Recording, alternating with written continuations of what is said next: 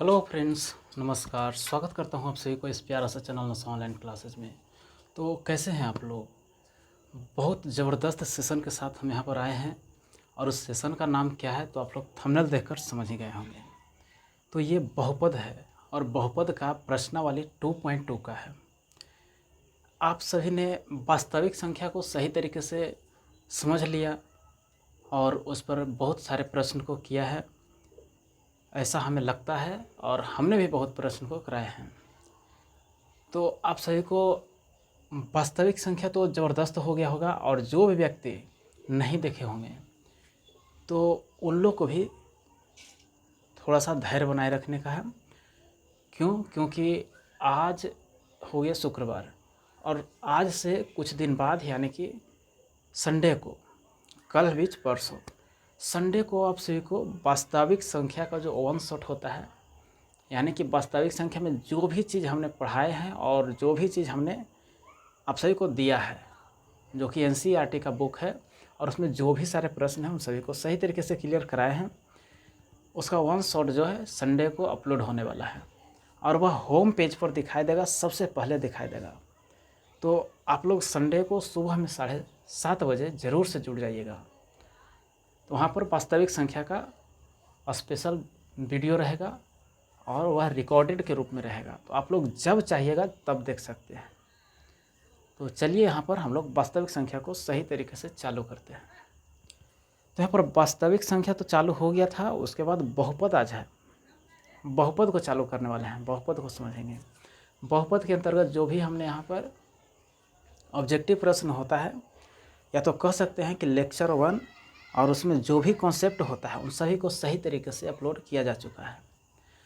तो आप सही से यहाँ पर एक सेकंड थोड़ा सा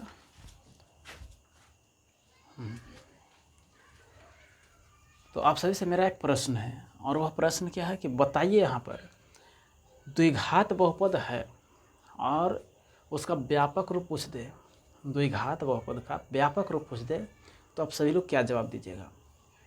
तो यहाँ पर व्यापक रूप उसका बहुत ज़बरदस्त तरीके से बताए थे कि द्विघात बहुपद का ax² होता है और प्लस में bx होता है और प्लस में c होता है। इस प्रकार से द्विघात बहुपद का व्यापक रूप हमने बताया था। अब इसी से शून्यक ज्ञात करना था। अब शून्यक क्या होता है?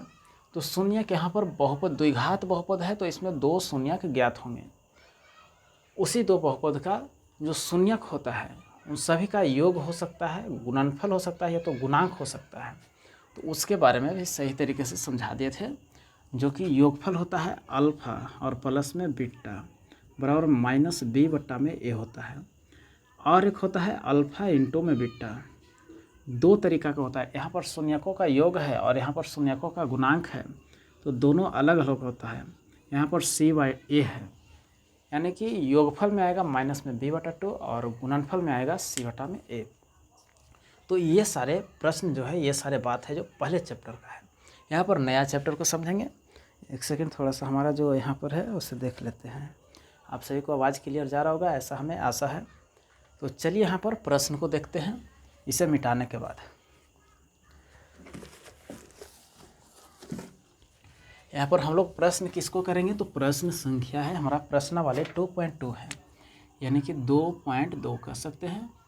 और 2.2 के प्रश्नावली प्रश्न 1 को देखते हैं। क्या आप सभी लोग को ये दिख रहा है? अगर दिख रहा है तो आप लोग कमेंट कीजिए। और एक बात यहाँ पर प्रश्न के अंदर जाते जाते आप सही से मेरा एक रिक्वेस्ट है, और वह रिक्वेस्ट क्या है कि आप लोग वीडियो को पूरा देखिए, जहाँ तक जाता है वहाँ तक पूरा देखिए, और इस चैनल को सब्सक्राइब कर लीजिए।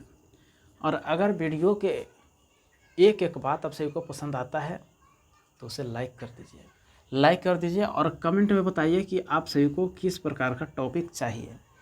आप लोग बताइएगा तो ही हम सही तरीके से पढ़ा पाएंगे, समझा पाएंगे और ख़ुद भी समझ पाएंगे, ताकि आप सभी लोग के हित में अच्छा हो सके और हमारे हित में भी अच्छा हो सके। तो चलिए अब सीधे प्रश्न पर चलते हैं। यहाँ पर प्रश्न संख्या हमारा प्रश्नावली जो है 2.2 है, और इसमें पढ़ने के लिए क्या है तो निम्नलिखित द्विघात बहुपद के शून्य ज्ञात कीजिए। यहाँ पर लिखा हुआ है, यानी कि शून्य के ज्ञात करना है। और शून्यांकों तथा गुणांकों के बीच संबंध को सत्यापित कीजिए। हम समझा देते हैं आप सभी को क्या करना है।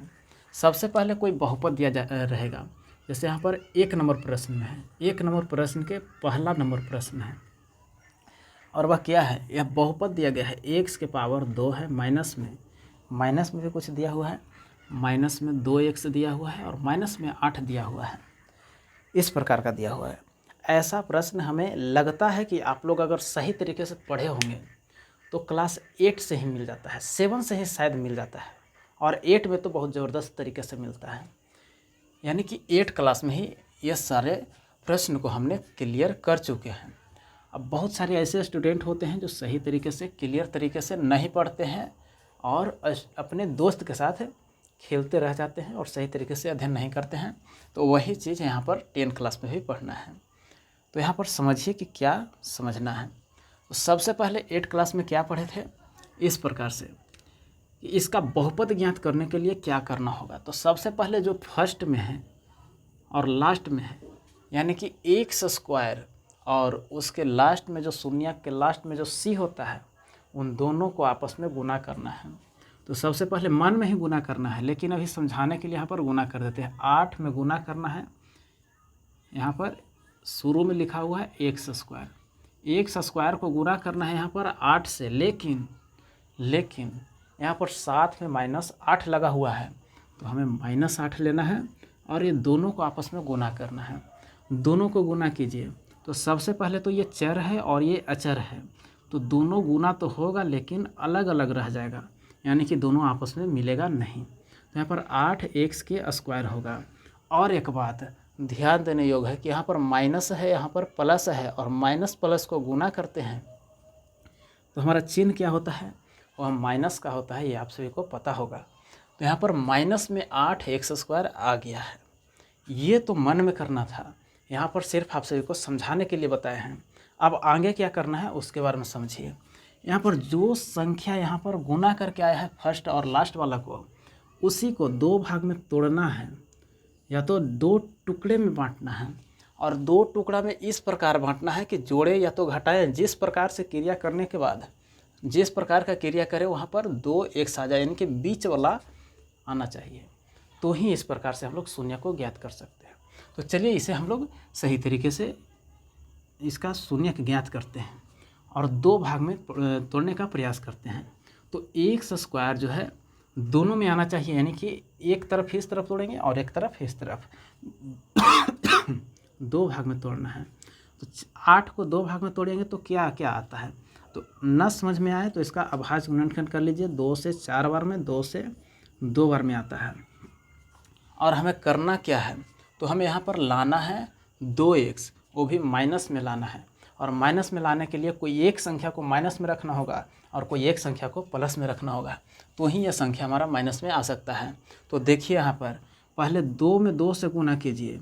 2 में 2 से गुना करने पर 4 आता है, और 4 में से 2 को घटाते हैं तो कितना आता है, तो 2 आता है, और यही हमारा सेट हो जाएगा। किस प्रकार से होगा, तो यहाँ पर 4 को क्या हम प्लस में रखेंगे, नहीं, 4 को माइनस में रखेंगे।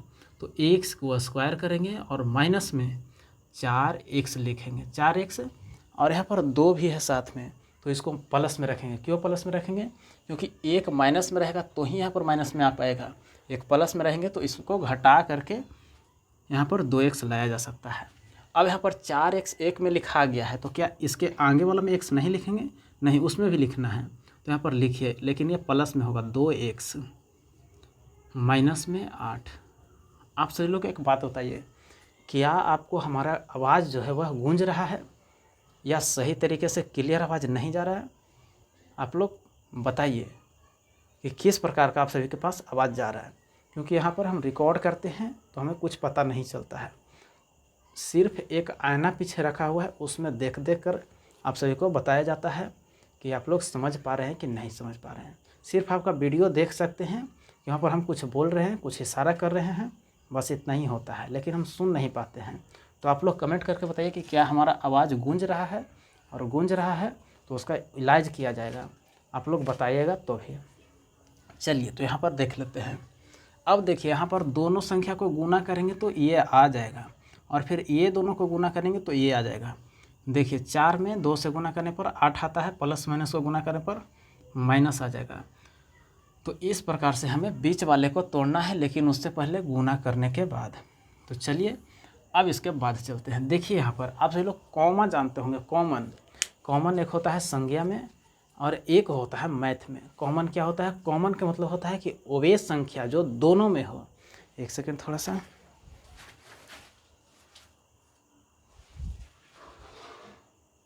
चलिए यहाँ पर देखिए, कॉमन के मतलब होता है कि वैसी संख्या जिसे हम जिस संख्या में से निकालना चाहिए उन दोनों में निकालना चाहें उन दोनों में रहे। तो यहाँ पर देखिए सबसे पहले एक्स स्क्वायर है, इसमें 4 एक्स है, इसमें 2 एक्स है, इसमें 8 है। तो देखिए यहाँ पर ये दोनों को यहाँ से अलग कर लेते हैं और ये दोनों को अलग कर लेते हैं और इस प्रकार से शून्य को ज्ञात करते हैं। तो यहाँ पर देखिए एक्स है और यहाँ पर एक्स स्क्वायर है और यहाँ पर एक्स है। तो दोनों में हमें ऐसा लगता है कि एक्स है और इसमें एक्स कितना था? तो 2 गो था और 2 में से 1 को बाहर निकालनी है। तो कितना बचा? सिर्फ 1 बचा है। तो यहाँ पर एक एक्स लिख देंगे, माइनस है माइनस लगाएंगे और यहाँ पर से एक्स जो है वह बाहर निकल गया है। तो इसमें सिर्फ 4 बचा, इसे 4 लिख देंगे। अब यहाँ पर इसके आगे बढ़ते हैं। तो यहाँ पर प्लस लिखा हुआ है, तो यहाँ पर प्लस लिखेंगे। क्यों प्लस लिखेंगे? क्योंकि इसके आगे प्लस लिखा हुआ है। आगे इसमें से 2 निकालेंगे। यहाँ पर देखिए इसमें भी 2 एक्स है और इसमें भी 8 लिखा हुआ है और 8 में जब 2 को 2 बार पढ़ते हैं, मतलब कि 2 को 4 बार पढ़ते हैं तो 8 आ जाता है, यानी कि इसमें से 2 बाहर निकल जाएगा। एक्स माइनस में इसमें 4 बच जाएगा। आगे यहाँ पर देखिए, यहाँ पर इन दोनों को एक साथ करें, या तो कह सकते हैं कि इसमें से भी कॉमन निकाल सकते हैं। किसको कॉमन निकालेंगे? तो एक्स माइनस 4 है, एक्स माइनस 4 है, यानी कि इसमें से भी कॉमन निकलेगा। तो कॉमन वाला को आगे निकालते हैं, एक्स माइनस 4 और इंटू में एक्स प्लस में 2 रह जाएगा। अब दोनों के बराबर में अपने मन से 0 ले लेते हैं। किस प्रकार से? ऐसे करके एक्स माइनस में 4 और बराबर में 0। उसी प्रकार से एक्स प्लस में 2 और बराबर में 0। एक्स ये माइनस में है, उस तरफ जाएगा तो किस में हो जाएगा? तो प्लस में हो जाएगा। यहाँ पर एक्स ये प्लस में है, उस तरफ जाकर माइनस में हो जाएगा। तो इस प्रकार से ये हमारा शून्यक निकल गया है, यानी कि जो बहुपद हमारे पास था उसका शून्यक जो है वह ज्ञात हो चुका है। अब इसको शून्यांकों तथा गुणांकों के बीच संबंध बताना है। अब शून्यांकों क्या है? तो शून्यक जो शुरू में बताए थे कि एक होता है अल्फ़ा प्लस में बीटा और एक होता है alpha minus alpha into beta होता है और एक अल्फ़ा प्लस बीटा होता है। तो उसी दोनों को बताना है यहाँ पर। तो चलिए यहाँ पर मान के चलिए कि यहाँ पर एक्स जो एगो है, यहाँ पर अल्फ़ा का मान है और यहाँ पर एक है जो बीटा का मान है। ये दोनों मान दिया गया है। तो अब यहाँ पर alpha plus beta, alpha plus में बीटा ज्ञात करते हैं। तो अल्फ़ा प्लस बीटा ज्ञात करने के लिए सबसे पहले ए चाहिए, बी चाहिए और सी चाहिए। तो ए का मान हमारे पास कितना है? तो 1 है, क्योंकि इसके आगे कुछ भी नहीं है तो 1 रहता है। बी कितना है? तो बी हमारे पास माइनस में 2 है और सी कितना है? तो माइनस में 8 है। आगे अल्फ़ा प्लस बीटा अब ज्ञात कर सकते हैं, अल्फ़ा और प्लस में बीटा। अल्फ़ा प्लस बीटा बराबर में क्या होता है? तो माइनस में बी बटा में ए होता है। और यहाँ पर बी हमारा कितना है? तो माइनस में 2 है और इसके आगे प्लस एक माइनस है सूत्र के अनुसार। ए का मान कितना है? तो 1 है। आगे यहाँ पर माइनस के साथ गुना करेंगे तो प्लस में आता है 2 और इस प्रकार से अल्फ़ा प्लस बीटा का मान 2 आया है, यानी कि दोनों संख्या को जोड़ेंगे तो 2 आएगा। आगे अल्फ़ा और इसके आगे क्या करना है? तो अल्फ़ा का मान इसको और बीटा का मान रख करके यहाँ पर उसके बराबर लाना है। तो अल्फ़ा का मान कितना है? 4 है और बीटा का मान हमारे पास कितना है? तो माइनस में 2 है और यहाँ पर माइनस प्लस को गुना करेंगे तो माइनस आ जाएगा और 4 में से 2 घटाएंगे तो कितना आएगा? 2 आएगा। तो बताइए कि यहाँ पर LHS और RHS बराबर है या नहीं है? बराबर आ गया है तो हमारा यहाँ पर सही है और बराबर नहीं आया है तो गलत है। अल्फ़ा इंटू अब बीटा ज्ञात करना है। अल्फ़ा इंटू बीटा क्या होता है? तो सी बटा में ए होता है और अल्फ़ा का मान क्या है? तो 4 है और बीटा का मान हमारे पास क्या है? यहाँ पर बीटा का मान क्या है? तो बीटा का मान हमारे पास माइनस में 2 है, माइनस में 2। सी का मान कितना है? तो माइनस में 8 है और ए का मान क्या है? तो 1 है। अब दोनों को आपस में गुना कीजिए। 4 में 2 से गुना करेंगे तो 8 आएगा, प्लस माइनस को गुना करने पर माइनस और यहाँ पर तो माइनस 8 है ही। तो इस प्रकार से हमें जांच करना था और ये हमने सिद्ध करके दिखा दिया। तो इस प्रकार से हमें बनाना होगा। तो आशा करते हैं कि ऐसे प्रश्न आप सभी को दिक्कत नहीं होना चाहिए और बिल्कुल नहीं आएगा। अगर ये समझ में आया है तो आप लोग अपने क्लास 10th में 5 नंबर को ऐड कर चुके हैं और समझ चुके हैं, अपने क्लास 10th में अच्छे करेंगे। तो चलिए अगला प्रश्न लेते हैं। अगला प्रश्न किस प्रकार का है उसे समझते हैं। तो सबसे पहले इसे अपने कॉपी में छापने का प्रयास कीजिए या तो स्क्रीनशॉट ले लीजिए। अब चलिए दूसरे प्रश्न को चलते हैं। 2 नंबर प्रश्न में क्या है, अब थोड़ा सा स्पीड हमारा तेज होना चाहिए, इतने आसान से नहीं चलना है।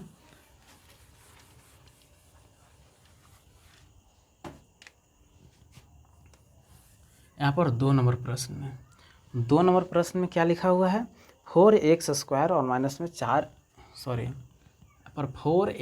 है, माइनस में 4s है और प्लस में 1 है। क्या यही प्रश्न है? तो बिल्कुल यही प्रश्न है।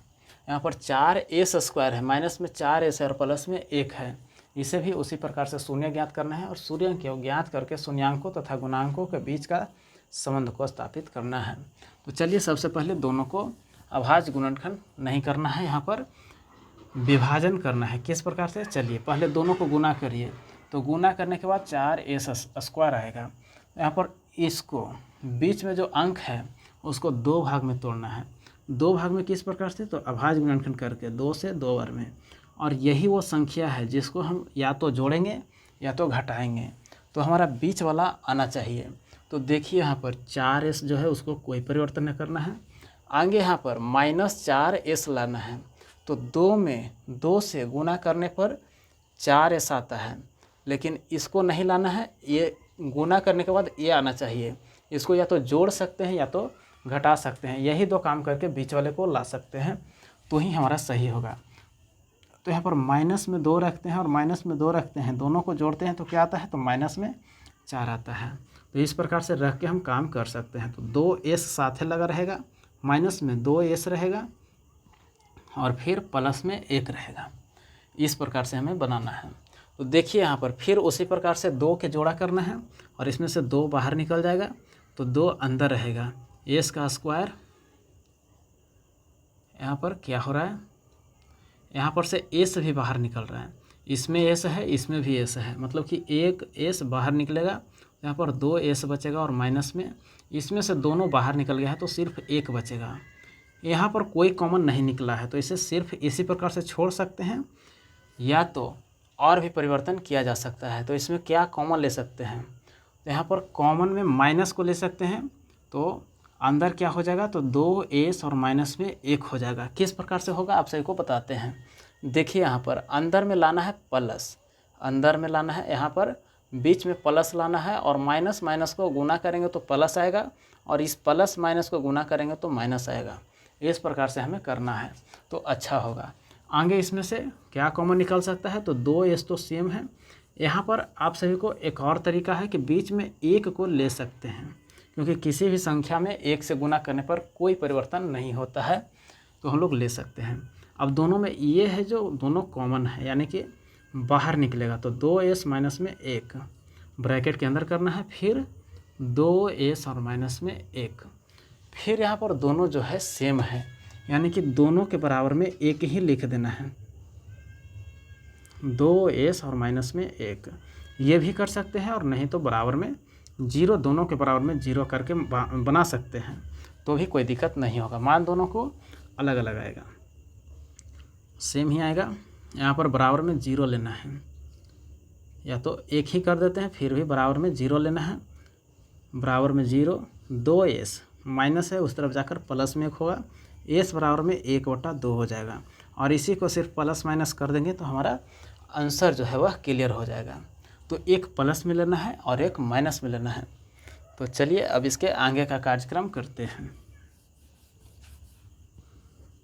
आगे क्या है? तो आगे अल्फ़ा का मान और बीटा का मान। यहाँ पर अल्फ़ा और बीटा का मान s बराबर माइनस प्लस में 1/2 आया है। माइनस में यहाँ पर प्लस में 1/2 रख सकते हैं, या यहाँ पर माइनस में 1/2 रख सकते हैं। a का मान हमारे पास कितना है? तो 4 है। b का मान हमारे पास कितना है? तो -4 है। और c का मान कितना है? तो 1 है। तो हमारे पास कितना मान आना चाहिए,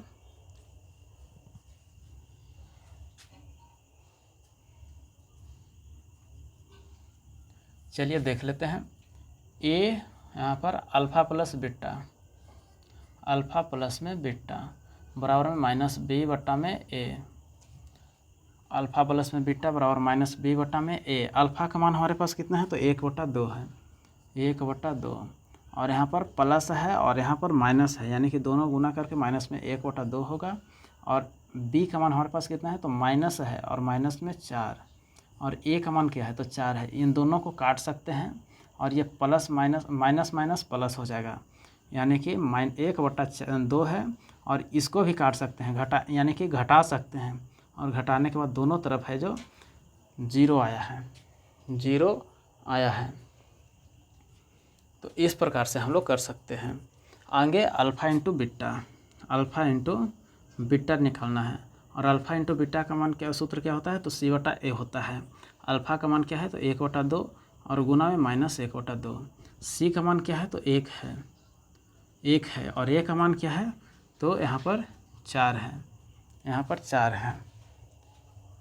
यहाँ पर अल्फ़ा और बीटा दोनों का मान हमारे पास सेम आना चाहिए, यानी कि प्लस में आएगा, तो यहाँ पर भी प्लस होगा। और जब इन दोनों को जोड़ेंगे तो कितना आएगा, देख लेते हैं थोड़ा सा।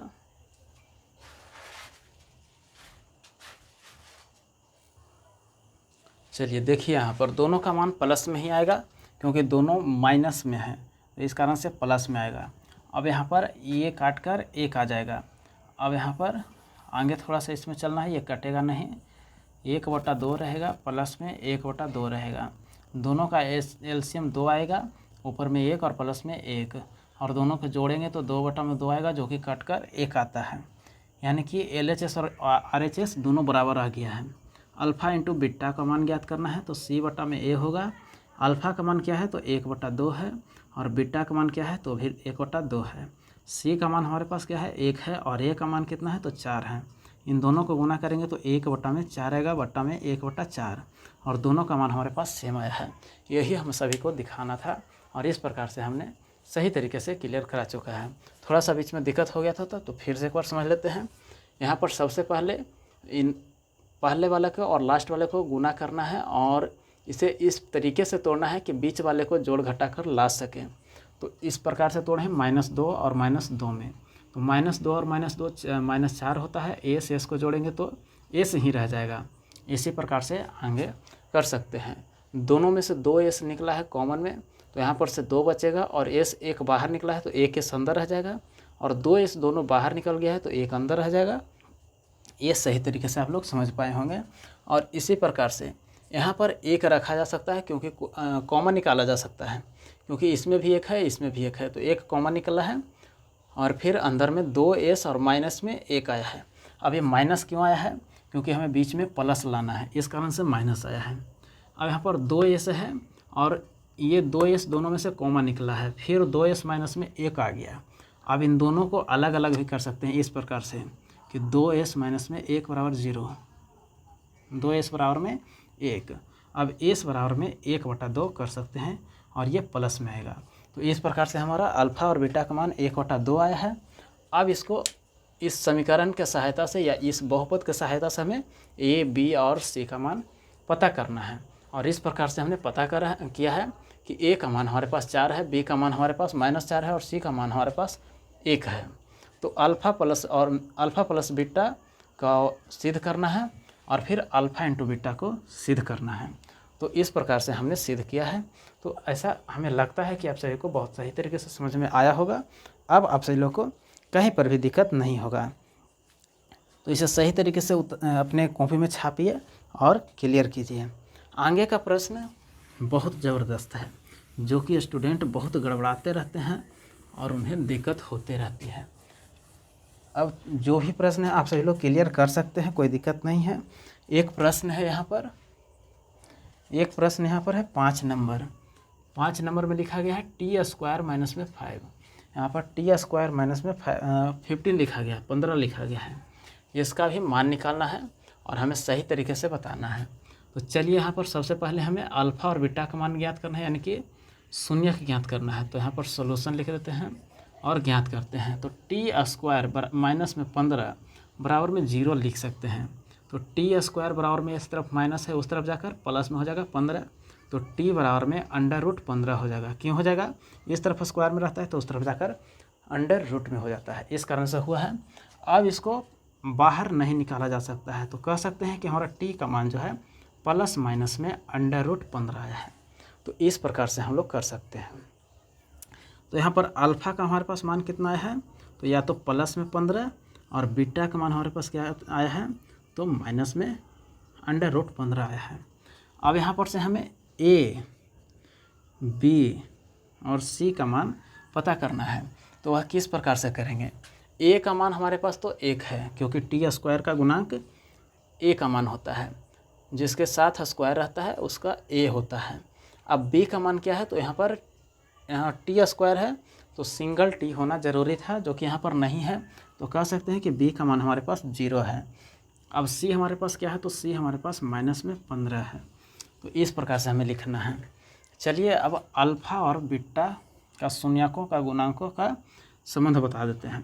तो यहाँ पर अल्फ़ा प्लस में बीटा ज्ञात करना है, जो कि माइनस में b और बटा में a होता है। अल्फ़ा और बीटा का मान क्या है? तो यहाँ पर √15 है और माइनस में √15 है और माइनस में b। तो b का हमारे पास मान कितना है? 0 है। माइनस में 0, a का मान कितना है? 1 है। यहाँ पर माइनस में और प्लस में, दोनों माइनस प्लस में है, दोनों को हट कर क्या होगा? 0 होगा। माइनस में 0 है तो 0 हो जाएगा। अब इसी को ज्ञात करना है अल्फ़ा इंटू बीटा। तो इसका मान c/a होता है और अल्फ़ा का मान कितना है? तो 15 और गुना में -15 होगा, क्योंकि बीटा का मान -15 ही है √ में। बराबर में c का मान कितना है? तो -15 है। ये √ में जाएगा, ये भी √ में जाएगा। माइनस में 15 और a का मान हमारे पास कितना है? तो a का मान 1 है। अब यहाँ पर बताइए, इस प्रकार का प्रश्न आप सभी ने देखा है कभी कि √1 में इस प्रकार से है और 1 इस प्रकार से है। तो जब दोनों को गुना करते हैं तो बाहर में कितना निकलता है? तो सिर्फ 1 निकलता है। तो इसी प्रकार से यहाँ पर भी है। माइनस तो है, जो माइनस साथ में रह जाएगा, और इन दोनों को जब गुना करेंगे तो सिर्फ अकेले 15 निकल जाएगा। और यहाँ पर माइनस में 15 है, तो ये इस प्रकार से 15 निकल जाएगा। और इस प्रकार से हमारा अल्फ़ा प्लस बीटा और अल्फ़ा इंटू में बीटा सही तरीके से सिद्ध हो चुका है। तो इसी प्रकार के प्रश्न रहेंगे, इससे अधिक कठिन और नहीं रहेंगे। और यह बहुत ही भी आई है, यानी कि इससे प्रश्न 5 नंबर के आते ही रहते हैं। तो आप लोग सही तरीके से इसका रिवीजन कीजिए और अपने क्लास 10 को सही कीजिए। अब इसके बाद जो आएगा 2 नंबर प्रश्न आएगा, उसको अगले सेशन में देखेंगे और सही तरीके से समझेंगे। उसमें क्या है? तो उसमें आप सभी को शून्यक ज्ञात करना रहेगा। शून्यक नहीं, शून्यक दिया हुआ रहेगा, उससे बहुपद ज्ञात करना है। तो वह फार्मूला आप सभी को बताएंगे कि किस प्रकार से द्विघात बहुपद को ज्ञात किया जाता है, और उसके हिसाब से हम लोग बनाने का प्रयास करेंगे। तो धन्यवाद, मिलते हैं अगले वीडियो में।